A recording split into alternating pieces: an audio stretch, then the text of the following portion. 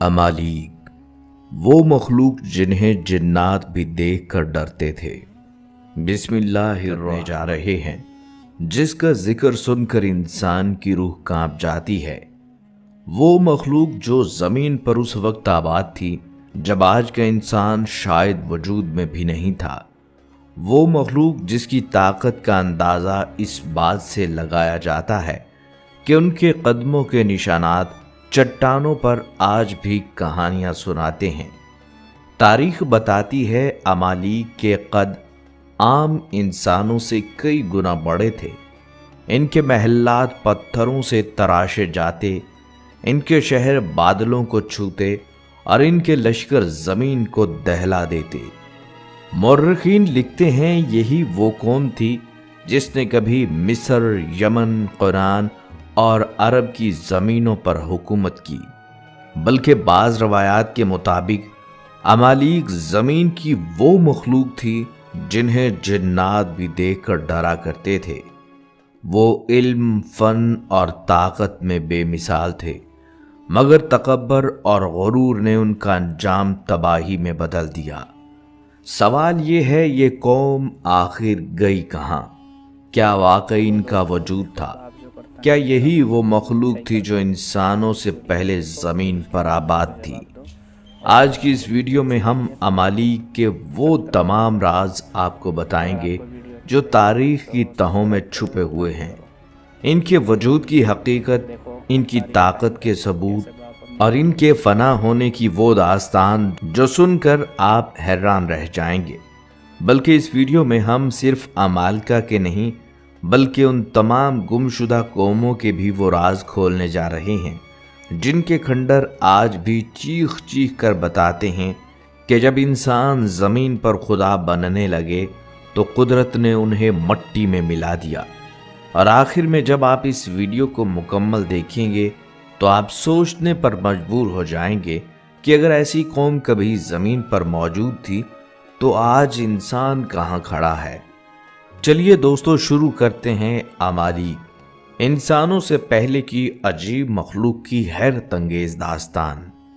दोस्तों, तारीख की किताबों से मालूम होता है कि कौमे अमालीक कौमे आद और समूद के बाद के दौर में ज़ाहिर हुए। बाज़ मुर्रिखीन का कहना है कि इनका आगाज़ इराक के आसपास के इलाकों से हुआ। यही वो लोग थे जिन्होंने इब्तदा में बड़े बड़े शहरों की बुनियाद रखी और रफ्ता रफ्ता मशरिक़ वस्ता के कई हिस्सों में फैल गए। अमालीक जब इराक के मैदानों से निकले तो उनके कदम रुके नहीं, वो बढ़ते गए मिस्र, शाम और फ़लस्तीन की तरफ। मगर जहाँ भी गए उनके पीछे खून, आग और बर्बादी के आसार रह गए। उनकी तलवारों ने बेगुनाहों का खून बहाया और उनके गुरूर ने ज़मीन को लर्जा दिया। वो खुद को दुनिया का सबसे ताकतवर गिरोह समझते थे, ऐसे लोग जिन्हें कोई रोक नहीं सकता था। कुरान करीम में ऐसे ही गिरोहों के लिए जब्बारीन इस्तेमाल हुआ है, यानी वो लोग जो ताकत के नशे में चूर होकर ज़मीन पर सरकशी और जुल्म फैलाते हैं। मुर्रिखीन बताते हैं कि हज़रत इब्राहीम अलैहिस्सलाम के ज़माने में अमालिका बहरा मुर्दार के मगरबी इलाकों में आबाद थे। वहाँ भी उनकी फितरत में कोई तब्दीली नहीं आई। वहशत, दरिंदगी और गुरूर उनके वजूद का हिस्सा बन चुके थे। उनके जुल्मों सितम से तंग आकर इराक के अशूरी बादशाहों ने उनके खिलाफ लश्कर कशी की और बिलाखिर उन्हें अपने इलाकों से निकाल बाहर किया। यूं अमालिका को सहराए सीना की तरफ धकेल दिया गया, जहां कभी उनके अजीम महल्लात हुआ करते थे। अब वही लोग रेत के मैदानों में भेड़ बकरियां चराने पर मजबूर हो गए, मगर उनके दिलों में गुरूर खत्म ना हुआ। वो अब भी समझते थे कि उन जैसा ताकतवर इस ज़मीन पर और कोई नहीं, और यही गुरूर उन्हें एक ऐसी तबाही के दहाने पर ले आया जिसका तसव्वुर भी मुमकिन नहीं। दोस्तों, वक्त गुजरता गया और अमालिका की नस्ल मुख्तलिफ खित्तों में फैलती चली गई। इनमें से एक शाख कुनान की ज़मीन पर बसी جہاں سے بعد میں ایک ایسا بادشاہ ابھرا جس کا نام سن کر ہی لوگ لرز اٹھتے تھے، جالوت۔ تاریخ اور روایات کے مطابق جب بنی اسرائیل نے اپنے رب کے احکامات کو بھلا دیا اور بت پرستی، بدکاری اور سرکشی میں مبتلا ہو گئے تو اللہ تعالیٰ نے ان پر سزا کے طور پر ایک ظالم اور جابر قوم مسلط کر دی، اور وہ قوم تھی عمالقہ۔ ان پر جو بادشاہ مقرر کیا گیا اس کا نام تھا جالوت، ایک ایسا شخص جو ظلم، وحشت اور طاقت کی علامت بن چکا تھا۔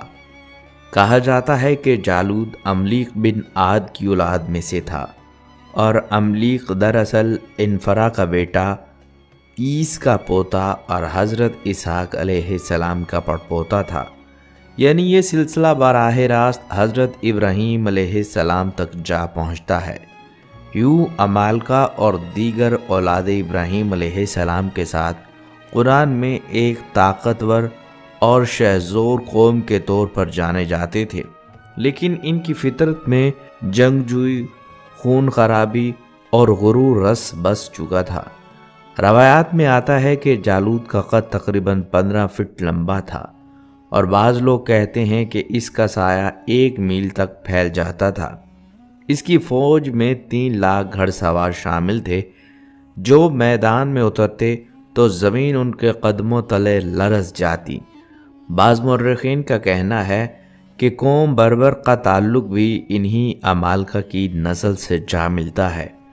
ایسے ہی طاقتور، مغرور اور جنگجو بادشاہ جالوت نے بنی اسرائیل پر ظلم و ستم کی انتہا کر دی، مگر یہ کہانی یہاں ختم نہیں ہوتی، کیونکہ تاریخ گواہ ہے کہ جب ظلم اپنی حدوں کو چھوتا ہے تو اللہ کا فیصلہ قریب آ جاتا ہے۔ دوستو، زمانہ گزرتا گیا، عمالقہ کی سلطنت پھیلتی چلی گئی، یہاں تک کہ انہوں نے اشوری بادشاہوں کے دور میں فلسطین اور شام کی سرزمینوں پر بزور بازو قبضہ جما لیا۔ ان کے قلعے مضبوط، ان کے لشکر بے خوف اور ان کے مظالم بے انتہا ہو چکے تھے۔ ایسے میں اللہ تعالیٰ نے اپنے نبی حضرت موسیٰ علیہ السلام کو حکم دیا کہ وہ ارض مقدس کو عمالقہ کے قبضے سے آزاد کروائیں۔ جب حضرت موسیٰ علیہ السلام اپنی قوم یعنی بنی اسرائیل کے ساتھ فلسطین کے قریب پہنچے تو انہوں نے اپنی قوم سے فرمایا، اے بنی اسرائیل، اس مقدس سرزمین میں داخل ہو جاؤ جو اللہ نے تمہارے لیے لکھ دی ہے، اور پیٹھ نہ دکھاؤ ورنہ تم نقصان اٹھانے والوں میں سے ہوگے۔ مگر بنی اسرائیل جو ابھی تک غلامی اور کمزوری کے اثرات سے نکل نہ پائے تھے، ڈر گئے اور بول اٹھے، اے موسیٰ، وہاں ایک بڑی طاقتور قوم آباد ہے، عمالقہ، ہم ان سے مقابلہ نہیں کر سکتے، تم اور تمہارا پروردگار جا کر لڑو، ہم تو یہیں بیٹھے ہیں۔ یہ جملہ ایمان کی کمزوری کا آئینہ تھا۔ یہ وہ لمحہ تھا جب اللہ تعالیٰ نے ان کی سرکشی پر فیصلہ سنایا۔ چنانچہ بنی اسرائیل کو صحرائے طی میں 40 سال کے لیے قید کر دیا گیا، نہ وہ آگے بڑھ سکے نہ پیچھے لوٹ سکے، ایک مختصر صحرا میں بھٹکتے رہے، یہاں تک کہ ایک نئی نسل ابھری جو ایمان اور عزم میں پہلی سے مضبوط تھی۔ یہ وہی نسل تھی جس نے بعد میں حضرت یوشع علیہ السلام کی قیادت میں ارض مقدس کو دوبارہ حاصل کیا۔ مگر عمالقہ جو اس وقت طاقت کی انتہا پر تھے، انہیں یہ احساس نہ تھا کہ ان کے زوال کی بنیاد اسی لمحے میں رکھ دی گئی تھی۔ دوستو، یہ وہ وقت تھا جب بنی اسرائیل کو عمالقہ کی طاقت سے خوف آ چکا تھا۔ اللہ کا حکم واضح تھا، ارض مقدس میں داخل ہو کر ظالم قوم کو شکست دو، مگر ایمان کمزور پڑ چکا تھا، اور جب ایمان کمزور ہو جائے تو قومیں اپنی منزل کھو دیتی ہیں۔ چنانچہ اللہ تعالیٰ نے بنی اسرائیل کو ایک ایسی سزا دی جو تاریخ کی کتابوں میں ہمیشہ کے لیے لکھی گئی۔ یہ سزا تھی میدان طی۔ یہ میدان شام اور مصر کے درمیان 5 سے 6 فرسخ یعنی 30 کلومیٹر کے علاقے پر مشتمل تھا، ایک کھلا، ویران اور سناٹا خیز میدان جہاں نہ سایہ دار درخت تھے، نہ عمارت، نہ پانی اور نہ ہی کھانے کی کوئی چیز۔ اللہ کے حکم سے حضرت موسیٰ علیہ السلام اپنی قوم کے ساتھ عمالقہ سے بیت المقدس کو آزاد کرانے نکلے، مگر جب فلسطین کے قریب پہنچے تو بنی اسرائیل عمالقہ کی دہشت کے سامنے ڈھیر ہو گئے، اور پھر وہ دن آیا جب اللہ نے ان پر اپنا فیصلہ نازل کیا۔ 40 برس تک وہ اسی مختصر سے میدان میں صبح و شام تک بھٹکتے رہے، مگر باہر نہ نکل سکے، جیسے وقت تھم گیا ہو اور زمین ان کے لیے قید خانہ بن گئی ہو۔ مگر دیکھیے اللہ کی رحمت، حضرت موسیٰ علیہ السلام باوجود اس کے کہ اپنی قوم سے ناخوش تھے، انہوں نے اپنے رب سے دعا کی کہ یا اللہ، یہ تیری مخلوق ہے، انہیں رزق عطا فرما۔ پھر اللہ نے کرم فرمایا، آسمان سے روزانہ ان کے کھانے کے لیے من و سلوہ نازل ہوتا، دھوپ سے بچاؤ کے لیے بادل ان پر سائے فگن ہو گئے، اور حضرت موسیٰ علیہ السلام نے عصا سے پتھر پر ضرب لگائی تو اس لمحے 12 چشمے پھوٹ پڑے، ہر قبیلے کے لیے ایک چشمہ۔ یوں اللہ نے انہیں بھٹکنے کی سزا تو دی، مگر اپنی رحمت سے محروم نہ کیا۔ یہ وہ منظر تھا جو انسان کو یاد دلاتا ہے کہ اللہ کی نافرمانی بندے کو راہ سے بھٹکا دیتی ہے، مگر اللہ کی رحمت کبھی راستہ نہیں چھوڑتی۔ دوستو، میدان تی کے یہ 40 سال صرف سزا نہیں تھے، ایک امتحان بھی تھا اور ایک تربیت گاہ بھی۔ حضرت موسیٰ علیہ السلام کے ساتھ ان کے بھائی حضرت ہارون علیہ السلام اور شاگرد حضرت یوشع بن نون علیہ السلام بھی موجود تھے۔ یہ تینوں ہستیاں بنی اسرائیل کی رہنمائی کے لیے اللہ کی طرف سے منتخب کی گئی تھیں۔ وقت گزرتا گیا اور وہ سب لوگ جو پہلے جہاد سے پیچھے ہٹ گئے تھے، رفتہ رفتہ اس دنیا سے رخصت ہو گئے۔ ان کی جگہ ایک نئی نسل نے لے لی، ایسی نسل جو غلامی کے اثرات سے آزاد اور ایمان کی روشنی سے منور تھی۔ پھر ایک دن اللہ تعالیٰ نے حضرت موسیٰ علیہ السلام کو حکم دیا، اے موسیٰ، بنی اسرائیل کو 12 قبائل میں تقسیم کرو، ان کی تنظیمیں نو کرو اور ہر قبیلے کے لیے ایک سردار مقرر کرو جو اپنی قوم کو جہاد کی تربیت دے۔ یہ تیاری دراصل ایک الہی منصوبہ تھی، بیت المقدس کو عمالقہ کے قبضے سے آزاد کرانے کی پیش بندی۔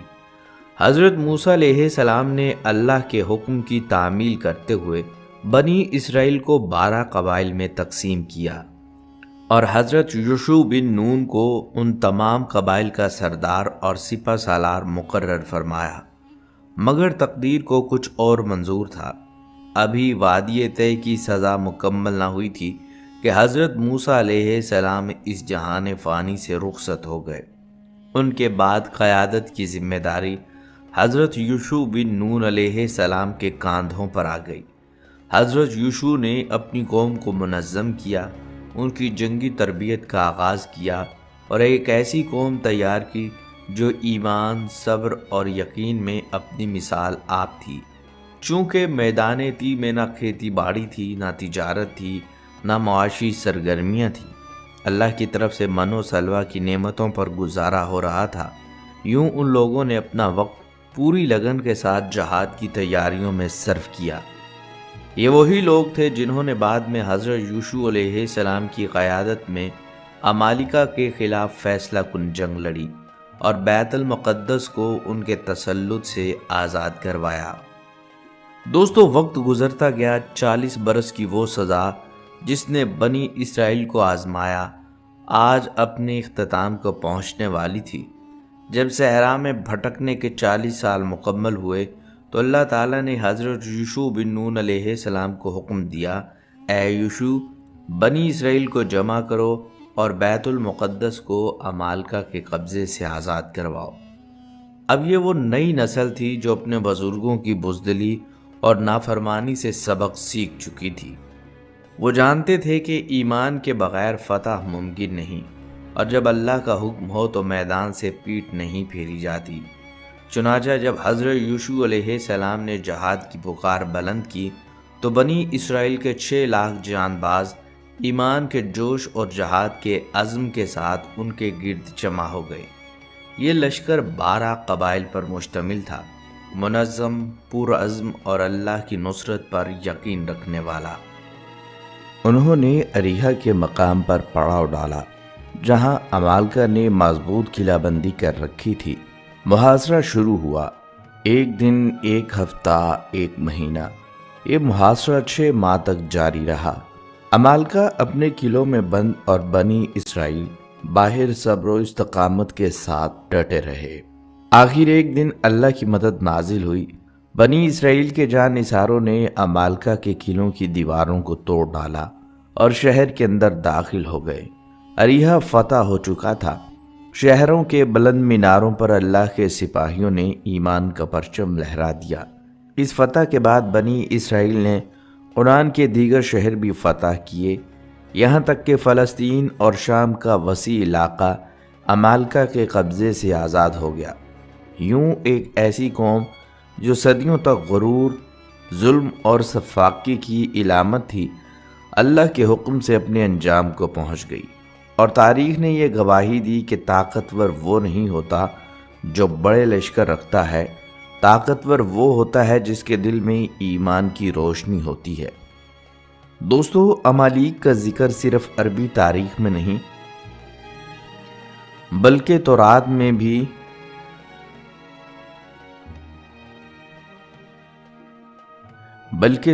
میں بھی موجود ہے۔ ان کے بارے میں کہا جاتا ہے کہ وہ بنی اسرائیل کے سخت دشمن تھے، اور حضرت موسیٰ علیہ السلام کے زمانے میں انہوں نے اسرائیلی لشکروں پر حملہ کیا تھا۔ بائبل کے مطابق اللہ نے حضرت موسیٰ علیہ السلام کو حکم دیا کہ وہ عمالیق کے ظلم کے خلاف جہاد کریں، کیونکہ وہ حد سے تجاوز کر چکے تھے۔ اس جنگ کے بعد عمالیق کا زوال شروع ہوا۔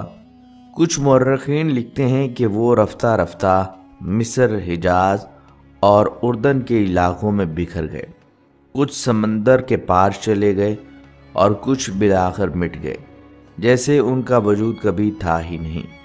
کہا جاتا ہے عمالیق کے بادشاہ اپنے تاج محل پتھروں کے بڑے بڑے بلاک سے بنواتے، جنہوں نے آج کے دور کے انجینئرز کو بھی حیران کر دیا۔ ان کے جسم اتنے مضبوط تھے کہ وہ بڑے بڑے درختوں کو ایک ہاتھ سے اکھاڑ سکتے تھے۔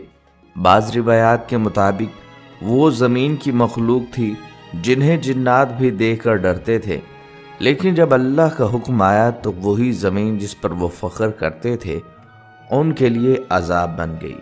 ان کے شہر مٹی میں دفن ہو گئے، ان کی بستیاں ملبے کا ڈھیر بن گئیں، اور ان کے نام صرف روایات اور قصوں میں باقی رہ گئے۔ قرآن میں اگرچہ عمالیق کا نام نہیں آتا، لیکن اللہ پاک سورہ ابراہیم میں فرماتے ہیں، کیا تم نے نہیں دیکھا کہ تم سے پہلے کی قومیں عاد، سمود اور وہ جو ان کے بعد آئے وہ ہم سے چھپ نہ سکے۔ مفسرین لکھتے ہیں ان پچھلی قوموں میں عمالیق بھی شامل تھے، وہی قوم جس نے اپنی طاقت پر بھروسہ کیا اور اپنے خالق کو بھلا دیا۔ تاریخ گواہ ہے کہ اللہ تعالیٰ نے ہمیشہ قوموں کو ان کے اعمال و کردار کے بلبوتے پر اگر سنبھالا ہے تو انہیں اپنے انجام تک پہنچایا بھی ہے۔ جو قومیں اللہ تعالیٰ کی مہلت سے فائدہ اٹھا گئیں وہی فائدے میں رہیں، اور جو احکام الہی سے سرکشی کی مرتکب رہیں ان کے لیے پھر رب نے ذلت اور رسوائی ہی لکھ دی۔ تاریخ کے طالب علم جانتے ہیں کہ جب بھی کوئی قوم گمراہی کے اندھیروں میں بھٹکی تو اللہ تعالیٰ نے ان پر سفاق اور جابر حکمرانوں کو ہی مسلط کیا۔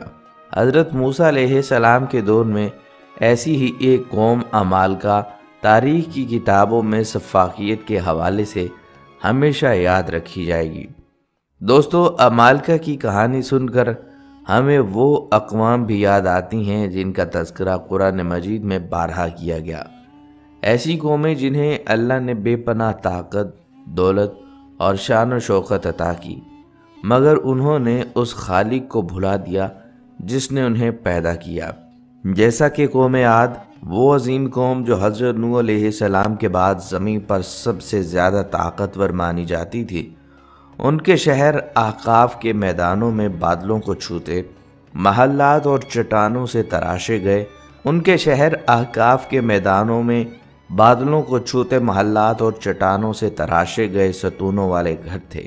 قرآن مجید انہیں عاد ارم ذات العماد کہہ کر پکارتا ہے، یعنی وہ قوم جس کے ستون مثل عمارتوں کے تھے جن کی مثال اس سے پہلے کسی نے نہ دیکھی تھی۔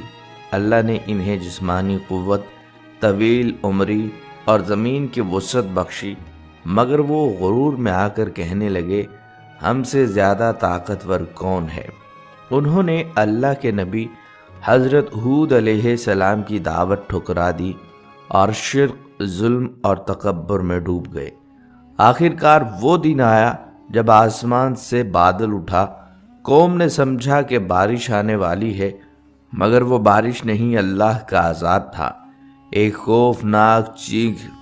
خوفناک چیختی چنگھاڑتی آندھی نے 7 راتیں اور 8 دن ان پر ہلاکت برپا کی، یہاں تک کہ وہ ایسے گرے جیسے کھجور کے سوکھے تنے۔ یوں وہ قوم جو پہاڑوں سے اونچے محلات بناتی تھی ریت میں دفن ہو گئی، اور آج ان کے آثار بھی ماضی کی گرد میں چھپ چکے ہیں۔ بلکہ دوستو، قوم عاد کے بعد زمین پر ایک اور طاقتور قوم سمود بھی ابھری۔ یہ لوگ عاد کے بعد کے زمانے میں آباد ہوئے اور اپنی طاقت، فن تعمیر اور تمدن کے باعث مشہور تھے۔ ان کے شہر مدائن صالح کے پہاڑوں میں آج بھی وہ چٹانیں موجود ہیں جنہیں یہ لوگ اپنے ہاتھوں سے تراش کر گھروں میں بدل دیتے تھے۔ ان کی محنت، عقل اور فن حیران کن تھے، مگر افسوس کہ ایمان ان کے دلوں میں جگہ نہ پا سکا۔ اللہ تعالیٰ نے ان کے پاس اپنے نبی حضرت صالح علیہ السلام کو بھیجا، انہیں توحید کی دعوت دی اور اس بات سے روکا کہ وہ اللہ کے علاوہ کسی کو نہ پکاریں، مگر قوم کے سرداروں نے مذاق اڑایا اور کہا، اے صالح، اگر تم سچے نبی ہو تو پہاڑ سے ایک زندہ اونٹنی نکال کر دکھا۔ اللہ نے اپنی قدرت سے چٹان پھاڑ دی اور اس میں سے ایک عظیم الحبسہ اونٹنی نکلی جو ان کے لیے نشانی تھی۔ حضرت صالح علیہ السلام نے انہیں حکم دیا کہ اس اونٹنی کو نقصان نہ پہنچائیں، یہ اللہ کی نشانی ہے، لیکن تکبر نے ایک بار پھر عقل پر پردہ ڈال دیا۔ انہوں نے آپس میں سازش کی اور اس اونٹنی کو قتل کر دیا۔ تب حضرت صالح علیہ السلام نے فرمایا، اب 3 دن کے اندر تم پر اللہ کا عذاب نازل ہوگا۔ اور پھر عذاب آیا، زمین لرز اٹھی، ایک زبردست کڑکدار آواز نے سب کچھ نیست و نابود کر دیا۔ پہاڑوں کے بیچ آباد یہ قوم پتھروں کی طرح جم کر رہ گئی۔ یوں قوم سمود بھی قوم عاد کی طرح غرور کے نشے میں فنا ہو گئی۔ دوستو، یوں لگتا ہے کہ انسان نے تاریخ سے کبھی سبق نہیں سیکھا۔ قوم عاد غرور میں ڈوب کر مٹی میں دفن ہو گئی۔ قوم سمود نے اللہ کی نشانی کو قتل کیا اور چٹانوں میں جم کر رہ گئی، اور عمالقہ، وہ طاقتور قوم جو ان سب کے بعد ظاہر ہوئی، اپنے ظلم و جبر کے باعث اللہ کے غضب کا شکار بنی۔ مگر کہانی یہیں ختم نہیں ہوتی۔ ان سب کے بعد ایک اور قوم نے نہ صرف رب کی نافرمانی کی بلکہ فطرت کے اصولوں سے بغاوت کر دی، اور وہ تھی قوم لوط۔ اللہ تعالیٰ نے انہیں خوبصورت وادیوں میں بسایا، زرخیز زمینیں دی، ندی نالے، باغات اور امن عطا کیا، مگر نعمتیں جب آزمائش بن جائیں تو دلوں کا حال ظاہر ہو جاتا ہے۔ انہوں نے اپنی خواہشات کو اپنا معبود بنا لیا اور وہ فعل اختیار کیا جو اس سے پہلے کسی قوم نے نہیں کیا۔ مرد مردوں کے ساتھ بدفعلی کرنے لگے۔ اللہ تعالیٰ نے اپنے نبی حضرت لوط علیہ السلام کو ان کی طرف بھیجا۔ انہوں نے کہا، کیا تم ایسی بے حیائی کرتے ہو جو دنیا میں تم سے پہلے کسی نے نہ کی ہو؟ اللہ سے ڈرو اور اپنی قوم کو پاکیزگی کی طرف لوٹاؤ۔ مگر جواب میں وہ ہنسے اور حضرت لوط علیہ السلام کو بستی سے نکال دینے کی دھمکیاں دیں۔ بالآخر جب بغاوت حد سے گزر گئی تو آسمان سے اللہ کا حکم آیا اور زمین پر عذاب نازل ہوا۔ رات کے اندھیرے میں فرشتے اترے اور حضرت لوط علیہ السلام اور ان کے ایمان والے چند ساتھیوں کو نکالا، اور پھر وہ ہوا جو کبھی نہ ہوا۔ زمین الٹ دی گئی، ان کے اوپر آسمان کا پتھریلا عذاب برسا اور پوری بستی صفائے ہستی سے مٹ گئی۔ یوں ایک اور قوم جو طاقت، امن اور نعمتوں میں ڈوبی ہوئی تھی، اپنی نافرمانی کے باعث عبرت کی مثال بن گئی۔ دوستو، قوم عاد طاقت میں مٹی میں دفن ہوئی، قوم سمود نے نشانی کا انکار کیا، قوم لوط نے فطرت سے بغاوت کی، اور عمالقہ نے ظلم و جبر کو اپنا شعار بنا لیا۔ مگر ایک قوم ایسی بھی تھی جس نے اللہ کی نعمتوں کو دنیاوی لالچ میں بدل دیا۔ یہ تھی قوم مدین۔ مدین ایک خوشحال تجارتی مرکز تھا جہاں بازاروں کی رونق، قافلوں کی چہل پہل اور مال و دولت کی فراوانی عام تھی۔ اللہ نے ان کے درمیان اپنے نبی حضرت شعیب علیہ السلام کو بھیجا۔ آپ نے انہیں حکم دیا کہ ناپ تول میں انصاف کرو، لوگوں کے حقوق نہ کھاؤ اور زمین میں فساد نہ پھیلاؤ۔ اللہ نے ان کے درمیان اپنے نبی حضرت شعیب علیہ السلام کو بھیجا۔ آپ نے انہیں حکم دیا کہ ناپ تول میں انصاف کرو، لوگوں کے حقوق نہ کھاؤ اور زمین میں فساد نہ پھیلاؤ۔ مگر ان کی آنکھوں پر دنیا کی چمک کا پردہ پڑ چکا تھا۔ انہوں نے کہا، اے شعیب، کیا تمہاری نماز ہمیں یہ سکھاتی ہے کہ ہم اپنی دولت پر اختیار نہ رکھیں؟ انہوں نے دین کو مذاق سمجھا اور حلال و حرام کی تمیز مٹا دی۔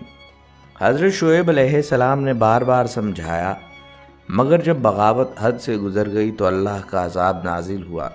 ایک خوفناک زلزلہ آیا، زمین لرز اٹھی، عمارتیں گر گئیں اور ایک زوردار آواز نے ان کی روحوں کو چیر دیا۔